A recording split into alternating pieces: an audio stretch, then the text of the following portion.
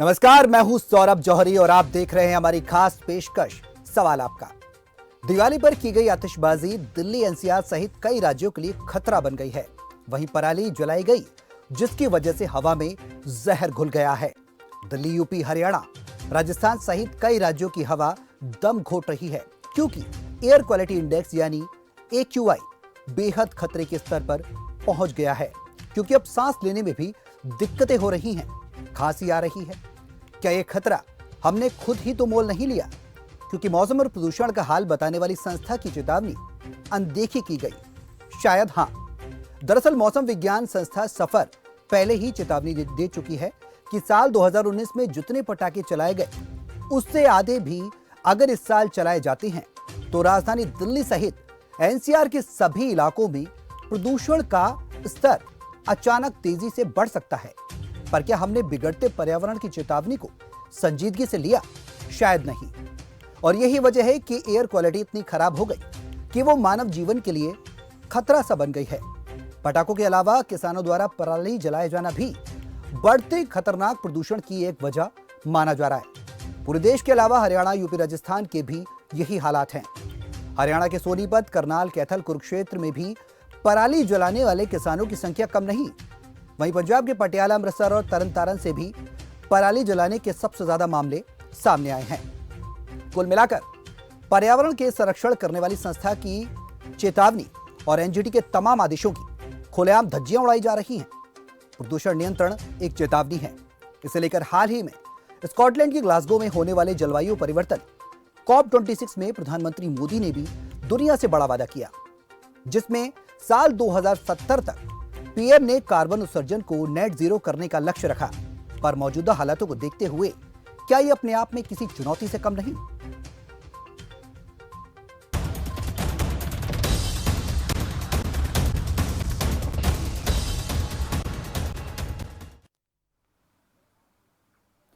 वहीं प्रदूषण तो दम घोट ही रहा है, साथ में राजनीति भी शुरू हो गई है। दिल्ली के पर्यावरण मंत्री गोपाल राय ने बढ़ते प्रदूषण पर बीजेपी सरकार पर निशाना साधा है। साथ ही उन्होंने कई कारण बताए। क्या कुछ कहा गोपाल राय ने, पहले आपको वो सुनवाते हैं। पिछले 3 दिनों से लगातार प्रदूषण का स्तर दिल्ली में बढ़ रहा है। इसके पीछे 2 कारण हैं मुख्य तौर पर। एक, तेजी के साथ पराली जलने की घटनाएं बढ़ी हैं। अभी पिछले अक्टूबर के लास्ट वीक में 1000 जगहों पर पराली जलने की घटनाएं हो रही थी। आज 3500 जगहों पर पराली जलने का आंकड़ा नासा के चित्रों से आया है। तो लगभग 1000 की जगह 3500 पराली जलने की घटनाएं, जिनका इम्पैक्ट आज दिख रहा है। साथ ही साथ मैं दिल्ली के उन तमाम लोगों को बधाई देना चाहता हूं जिन्होंने कल पटाखे नहीं जलाए, लेकिन कुछ लोगों ने इंटेंशनली पटाखे जलवाए और जिसके कारण भी आज का AQI स्तर बढ़ा है। इन 2 कारण, जो पटाखा और पराली, जिसकी संभावना पहले से थी और इसीलिए सरकार लोगों से अपील कर रही थी, अपोजिशन के लोगों से भी अपील कर रही थी कि इस तरह का राजनीतिक फायदे के लिए, इंटेंशन के तहत सरकार को बदनाम करने के लिए आप कार्रवाई न करें, लोगों को ना उकसाएं। लेकिन कल दिल्ली की बहुत बड़ी आबादी ने पटाखे नहीं जलाए, लेकिन कुछ लोगों ने इंटेंशनली पटाखे भी जलाए और जिसकी वजह से इस प्रदूषण के स्तर में बढ़ोतरी हुई है। तो सवाल आपका, मैं आज हम बात करेंगे इसी बढ़ते प्रदूषण के स्तर की, क्योंकि खतरे के बाहर, खतरे के लेवल को पार कर गया है प्रदूषण। आखिरकार कौन जिम्मेदार है? लेकिन उससे पहले एक नजर डालेंगे फिलहाल अहम सवालों पर। तो हवा में घुला जानलेवा जहर, चेतावनियों को किया गया अनदेखा। आखिरकार क्यों नहीं उठाए गए कदम? बढ़ते प्रदूषण के लिए जिम्मेदार कौन? प्रदूषण नियंत्रण को लेकर हम खुद कितने जागरूक हैं, ये एक अहम सवाल है। सवाल आप कमेंट, हमने फोन नंबर्स ओपन कर रखे हैं, टेलीविजन स्क्रीन पर आप देख सकते हैं। सीधे इस नंबर पर कॉल करें, हमसे जुड़ सकते हैं क्योंकि आपका कार्यक्रम है। आप इस कार्यक्रम में अपनी राय रख सकते हैं। हमारे साथ तमाम मेहमान भी इस चर्चा में शामिल होंगे। उनसे आप जो भी समस्याएं हो रही हैं उनसे सवाल आप पूछ सकते हैं।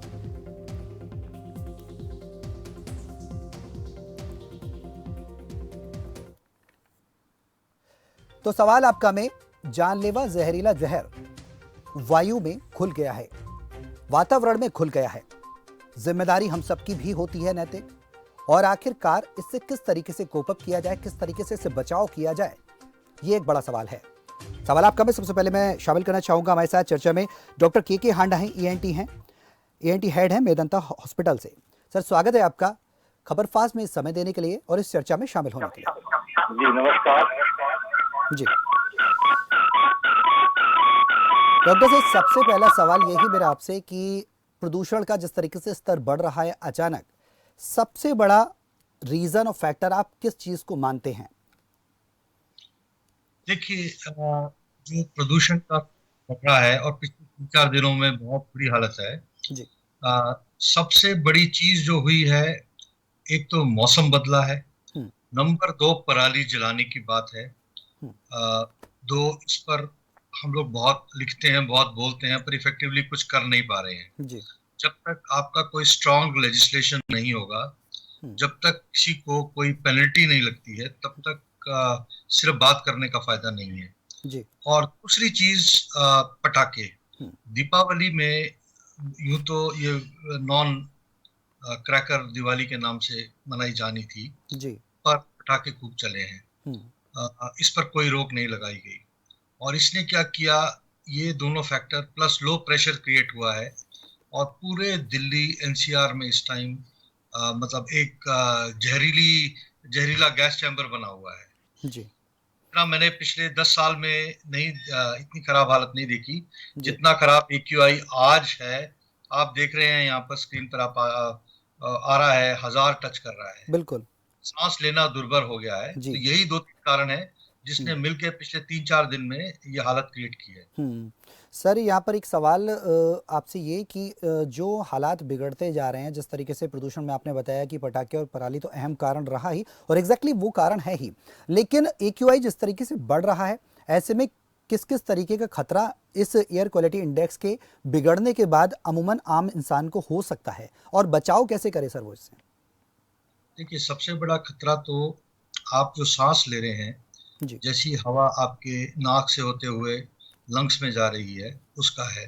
जी नाक की जैसे एलर्जी से शुरू होकर अस्थमा, जिन लोगों को ऑलरेडी कोई एग्जिस्टिंग चेस्ट बीमारियां हैं, COPD है, वो एकदम बढ़ जाती है, या जो अस्थमा के मरीज हैं वो बढ़ जाती है।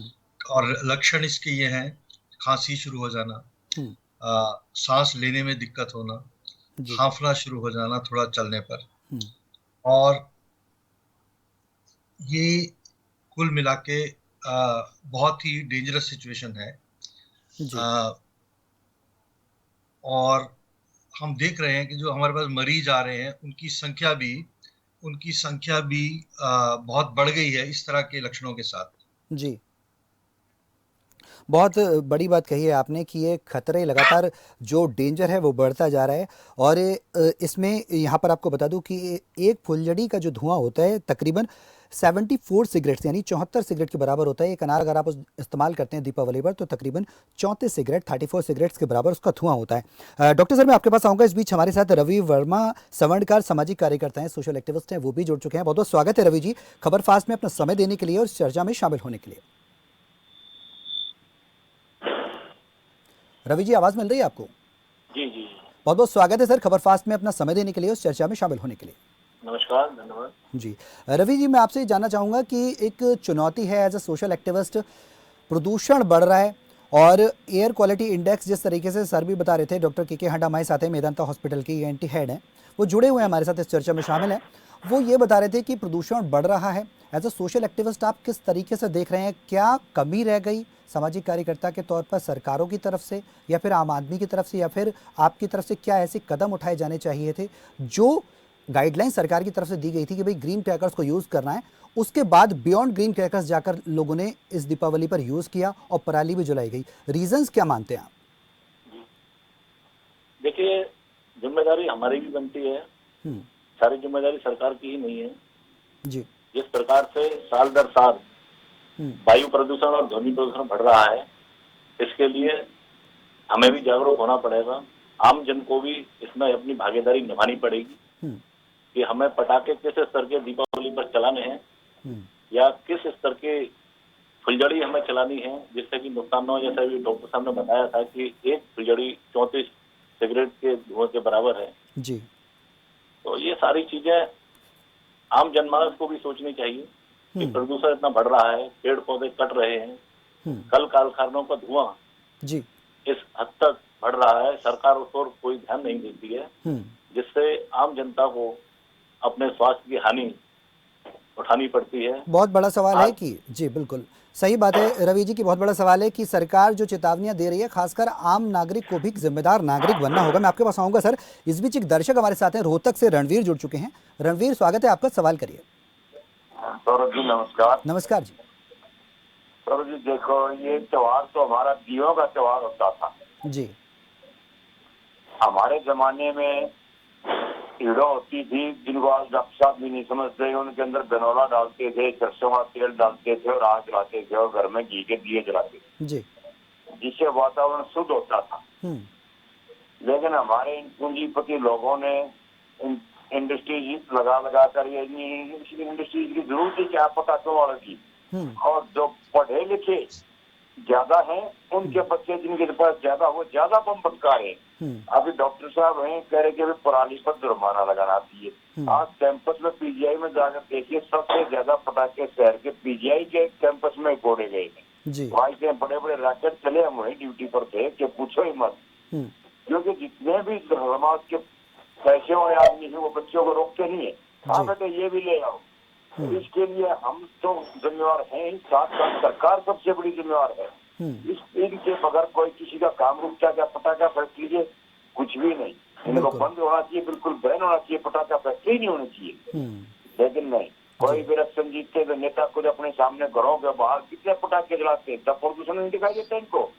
अरे किसान की तो मजबूरी है, किसान पराली जलाकर खुश नहीं है, उसको चारे में भी इस्तेमाल करता है, लेकिन जो गड़ी हुई पराली है उसको जलाना पड़ता है, जिसके लिए सरकार कोई प्रबंध नहीं करती। तो इसके लिए सरकार जिम्मेवार है, आम जनता तो है लेकिन सरकार सबसे पहले जिम्मेवार है। जी बहुत बहुत शुक्रिया रणवीर जी अपना राय रखने के लिए इस खास कार्यक्रम में।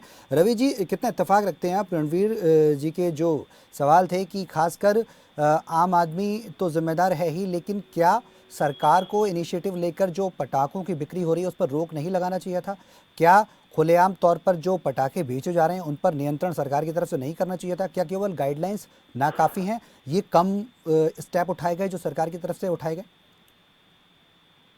देखिए सौरभ जी, ऐसा होता है कि सरकार ने कोई गाइडलाइन जारी की जी, तो उसको लागू करने के लिए उसको 100% कैसे वो आम जनता तक पहुंचे, इसके लिए भी उनको जागरूकता का एक अभाव रहता है जी। सिर्फ गाइडलाइन जारी करने से ही प्रदूषण अपना वातावरण शुद्ध नहीं होगा। और पटाखे की बात रही तो बरसों से चली आ रही है। और पराली की जहाँ तक बात है, पराली पर कई राज्यों में रोक लगी हुई है, पराली नहीं जला सकते। तो इसके लिए भी ठोस इंतजाम सरकार की तरफ से होना चाहिए। चलिए, नीचे के स्तर के अधिकारी हैं, उनके द्वारा इस पर कार्रवाई की जानी चाहिए। वो नाकाफी कहीं ना कहीं नजर आ रहा है। फिलहाल मैं दोनों मेहमानों का भी इस चर्चा में यहाँ पर रोकर रखूंगा और आपके पास दोनों के पास आऊंगा। यहाँ पर वक्त हो चला एक छोटे से ब्रेक का। सवाल आपका है, चर्चा करेंगे कि आखिरकार प्रदूषण क्यों बढ़ रहा है और इसको रोकने के लिए और क्या करना चाहिए। फिलहाल रुकिए छोटे से ब्रेक के लिए।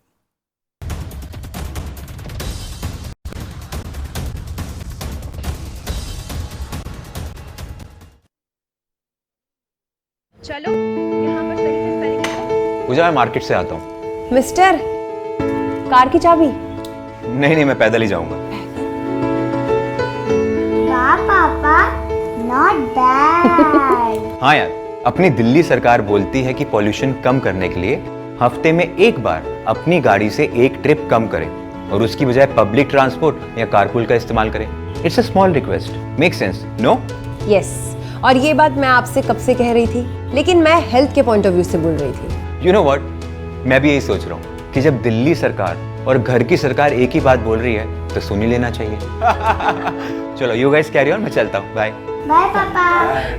एक हफ्ते में आप जितनी बार गाड़ी निकालते हैं, अब से बस एक बार कम निकालें। बस एक ट्रिप कम। आप मिलकर अपने हिस्से का पोल्यूशन कम करें। हफ्ते में गाड़ी का बस एक ट्रिप कम करें। शहर जो कभी रुकता नहीं, न रुकती है खबरों की रफ्तार। मंत्री से संतरी, पहर दर पहर, हर वो खबर जिसका पड़ता है असर। मेरा शहर मेरी खबर, देखिए सिर्फ खबर फास्ट पर। मुल्तानी कोका कफ सिरप, तुलसी, वसा, यस्ती मधु, पिपली के गुणों से भरपूर, जो खांसी पर करे तुरंत असर, ताकि बदलते मौसम के साथ आप न बदलें। सब कुछ आजमाया और तब मैंने माना कि सिर्फ सच्ची सहेली ही है महिलाओं के उन मुश्किल दिनों की हर समस्या, जैसे कठिन दर्द, अनियमितता, खून की कमी, थकान व कमजोरी जैसी सभी प्रॉब्लम्स के लिए नंबर 1 औषधि एवं टॉनिक।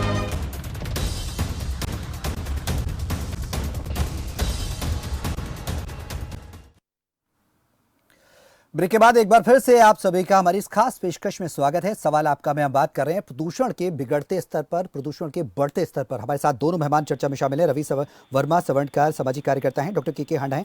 डॉक्टर साहब, मैं आपके पास आना चाहूँगा। एक बड़ा सवाल यहाँ पर यह है, चुनौतियाँ तो हैं और खासकर इसमें अब इससे बचाव कैसे किया जाए। ओल्ड एज जो लोग हैं, जो लोग एस्थमेटिक पेशेंट्स हैं, जो लोग हार्ट पेशेंट्स हैं, किसी के घर में छोटे बच्चे हैं, तो छोटे बच्चों में भी आजकल प्रॉब्लम्स हैं। मान लीजिए कोई बच्चा किसी डिसीज से है संक्रमित, तो वो इस तरीके से जो प्रदूषित हवा है, जैसे भी आप बता रहे हैं, सांस लेने में दिक्कतें हो रही हैं, परेशानियां हो रही हैं, अपने आप को बचाव किस तरीके से कर सके? क्या घर में कुछ उपाय कर सकते हैं वो अपने को बचने के लिए? क्या कुछ इस तरीके की कदम उठा सकते हैं जिससे कि जो पॉल्यूटेड एयर है उसको फ्रेश कर सके विद इन हाउस? देखिए, अब क्योंकि ये चीज हो गई है और बुरी तरह हुई है जी, तो इसके लिए एक तो आप जितना बाहर जाना है अभी अगले 3-4 दिन मिनिमाइज कीजिए। अनलेस बहुत ही जरूरी है तभी बाहर जाइए। घर के अंदर एक तो घर के जो खिड़की, दरवाजे, जाली वाले खिड़कियां, वो सब बंद रखिए। आप घर में एयर प्योरीफायर का इस्तेमाल कर सकते हैं। अब ये हल्की थोड़ी महंगी चीज है, बहुत महंगी नहीं, 10 से 20 हजार के बीच में एयर प्योरीफायर आते हैं। वो अगर आप घर में लगा लें तो कम से कम जो वो पार्टिकल्स को एंट्रैप कर लेते हैं और थोड़ी हवा ठीक हो जाती है। तो इस तरह की जो इमरजेंसी है, मैं इसे मेडिकल इमरजेंसी कहूंगा, जो दर्शक इस समय दिल्ली एनसीआर में है, वो बाहर की हालत देखें तो बहुत बुरी हालत है जी। तो कम से कम ये एयर प्योरीफायर यूज कीजिए, खिड़की दरवाजे बंद कीजिए। जो बुजुर्ग हैं, जो एस्थमेटिक हैं, जिन्हें चेस्ट की बीमारियां हैं, एलर्जिक राइनाइटिस है, उन पर नजर रखिए। और किसी को बहुत दिक्कत हो रही है सांस लेने में तो मेडिकल हेल्प लीजिए। घर में एक ऑक्सीजन सैचुरेशन प्रोब, जिससे आप मेजर कर पाए कि सैचुरेशन, जैसे कोविड टाइम में बहुत लोगों ने रखी थी, उसको घर में रखिए। अगर बहुत दिक्कत है तो ऑक्सीजनेटर होते हैं सांस में हेल्प करने के लिए, ऑक्सीजन देने के लिए। एक्सट्रीम केसेस में उस तरह की भी जरूरत पड़ सकती है। एक चीज पर मैं और कमेंट करना चाहूंगा, जो एक दर्शक कह रहे थे कि मजबूरी है। देखिए, पटाखे साल में 4-5 दिन है, वो तो बंद होने ही चाहिए। सरकार को बहुत स्ट्रांग लेजिस्लेशन लाना चाहिए, चाहे समाज के किसी भी वर्ग के लोग हैं, पढ़े लिखे हैं, गांव के हैं, कहीं के भी हैं। एक तो उनको जागरूक करना चाहिए, दूसरा एक स्ट्रांग एक्शन होना चाहिए। अगर आप एक सिंबॉलिक 2-3 लोगों को फाइन करेंगे तो सब लोग फिर डिजिस्ट करेंगे करने से। पराली का भी यहाँ किसान की मजबूरी है, किसान हमारे देश का अन्नदाता है, पर ऑल्टरनेटिव तरीके इसमें सरकार को इंटरवीन करने की जरूरत है कि उनको एक सब्सिडाइज फॉर्म में कोई ऑल्टरनेटिव तरीका बताया जाए कैसे पराली को खत्म किया जाए, जला शॉर्ट ऑफ बर्निंग इट। है उसके वो कुछ मशीनें हैं जो ये कर सकती हैं, और इस पर उनको कोई इंसेंटिवाइज किया जाए, और इवन पराली जलाने पर भी कुछ जुर्माना या कुछ होना चाहिए, क्योंकि ये पटाखे तो 4-5 दिन की बात है, पराली तो अभी लंबा टाइम जलेगी जी। तो दोनों चीजें बहुत इंपॉर्टेंट है और आपकी सेहत से बड़ा कुछ नहीं है। बिल्कुल, ये बात आपने बहुत सही कही है कि प्योरीफायर्स आप रख सकते हैं, लेकिन अस्थमेटिक पेशेंट्स, जिस तरीके से मैंने एक सवाल भी किया था आपसे, और हार्ट पेशेंट्स हैं, अगर उनकी स्थिति अगर मान लीजिए बिगड़ती है और वो सारे प्रिकॉशंस भी ले रहे हैं, प्रॉपर सेफ्टी मेजर्स भी ले रहे हैं, तो उस कंडीशन में उनको क्या करना चाहिए? क्या नियर बाई हॉस्पिटल जाकर उसका यूज़ करना चाहिए, या फिर क्या ऐसी चीज़ें हैं जो वो घर में ही रुक कर रहकर उसका इलाज कर सकते हैं? देखिए, वो हालत पर डिपेंड करता है कितनी दिक्कत हो रही है। अगर बहुत ज्यादा सांस में दिक्कत हो रही है, जो एस्थमेटिक में एक्यूट एक्सर्बेशन ऑफ एस्थमा है, तो एकदम उन्हें अस्पताल में जाना चाहिए। इमरजेंसी रूम्स हैं अस्पतालों में, वहां जाके अपनी स्थिति को एक मेडिकल पर्सनल से इवैल्यूएट कराना चाहिए। हुआ क्या है, कोविड की वजह से भी बहुत लोगों को कोविड हुआ है, उनकी लंग कैपेसिटी कम हो गई है तो जो बिल्कुल सेहतमंद लोग थे उसकी वजह से उनका लंग की जो है 25% एफिशिएंसी कम है। नॉर्मल टाइम में फर्क नहीं पड़ता, पर जब इतना गंदा एटमॉस्फेयर हुआ है, बिल्कुल एक्सट्रीम कंडीशंस है, तो वो एकदम प्रेसिपिटेट होता है जी। और फिर एकदम आदमी डाउनहिल जा सकता है। तो थोड़ी सी भी दिक्कत हो रही है, मेडिकल हेल्प जरूर लीजिए। अपने आप अपने को ट्रीट करने की कोशिश मत कीजिए, कहीं ऐसा ना हो कि फिर उसके बाद रिवर्सल करना बहुत मुश्किल हो जाए। बिल्कुल सही बात है डॉक्टर सर। इस बीच रवि वर्मा भी हमारे साथ, रवि जी का रुख करना चाहूंगा। रवि जी, चुनौतियां कहाँ देख रहे हैं आप? चुनौतियां किस तरीके से हैं और आखिरकार कमी कहाँ रह गई? गाइडलाइंस फॉलो नहीं हुई, चुनौतियां आप किस तरीके से टैकल, किस तरीके से किया जाए एज अ सोशल एक्टिविस्ट? अगर इस चीज को कंट्रोल किया जाए तो किस तरीके से, और अपने क्षेत्र में आप चुनौतियां किस तरीके से देख पा रहे हैं? देखिए, वायु प्रदूषण को हम कुछ हद तक पेड़ पौधे लगा करके, अच्छी प्लांटेशन करके कम कर सकते हैं। ऑक्सीजन का स्तर बढ़ सकता है। पीपल के पौधे हैं, पेड़ हैं, उनको हम लगाएं घरों के आसपास। आज सबसे ज्यादा कमी जो हो रही है वो पौधों की हो रही है, पेड़ की हो रही है। अगर पेड़ पौधे लगेंगे तो ये वायु का स्तर भी हमारा सुधरेगा। दूसरा, वायु के अलावा ध्वनि प्रदूषण भी हमारे देश के अंदर बहुत तेजी से बढ़ रहा है। बिल्कुल। नई जनरेशन आज बड़ी बड़ी बाइक, स्पोर्ट बाइक लेकर दौड़ते हैं और उसमें इतना सारा शोर होता है कि जो हमारे बच्चे हैं, बुजुर्ग लोग हैं, वो उनको सुनाई देने की भी दिक्कत पैदा हो जाती है। तो इसके तरफ भी सरकारों को ध्यान देना चाहिए। अभी उत्तर प्रदेश सरकार ने भी ऐसा एक कानून लागू किया है कि जो बाइक, फर्राटा बाइक हैं, उनके चालान 10,000 5,000 किए जा रहे हैं। तो ऐसा और राज्यों में भी लागू होना चाहिए जी जी, जिससे वायु प्रदूषण भी हमारा कम हो सके। धार्मिक स्तरों पर जो लाउड स्पीकर बड़े बड़े लगे हुए हैं, जिनमें 4-4 5 बार वो बजते हैं, उनके खिलाफ भी कार्रवाई सरकार को करनी चाहिए। चलिए, ज़मीनी स्तर पर आप भी एक्टिव रहें और हम उम्मीद करेंगे कि इस वायु प्रदूषण और किसी भी तरीके का जो पॉल्यूशन हो रहा है उस पर आने वाले समय में आप लोगों को जागरूक कर पाएं रवि जी, और लोग जागरूक हों जिससे कि अपने परिवार की और अपनी सुरक्षा वो खुद कर सके। बहुत बहुत शुक्रिया रवि वर्मा जी इस खास कार्यक्रम में हमारे साथ शामिल होने के लिए। डॉक्टर के हांडा जी, आपका भी बहुत बहुत शुक्रिया समय निकालने के लिए, खबर फास्ट को अपना समय देने के लिए सर। तो एक बड़ी चुनौती बनी हुई है जानलेवा जहरीली हवा।